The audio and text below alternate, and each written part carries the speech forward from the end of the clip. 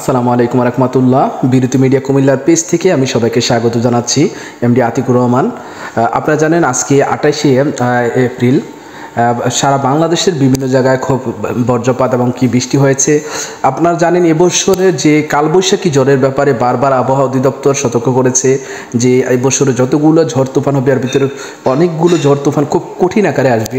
তার একটি বাস্তব কিন্তু চিত্র আমরা এখানে দেখতে পাচ্ছি। আপনারা দেখতে পাচ্ছেন একটি আকাশ থেকে বিজলি চমকানোর পরপরই কিন্তু তাল গাছের আগায় আগুন ধরে যায় এবং তাল গাছটি এই মুহূর্তে পরে ছারখার হয়ে যাচ্ছে। তাছাড়া আপনি জানেন আজকে বাংলাদেশে প্রায় 11 জন লোকের মতন মারা গিয়েছে, 11 জন প্লাস তার উপরে বেশি হবে। কুমিল্লা ভরুরার দুইটি ছেলে কিন্তু খালাতো ভাই এবং মামাতো ভাই দুইটি ছেলেও কিন্তু ঘুরে উড়াতে গিয়ে আজকে অর্থাৎ বজ্রপাতে মৃত্যুবরণ করেছে। তাছাড়া অনেক জায়গায় কিন্তু অনেক দুর্ঘটনা ঘটেছে।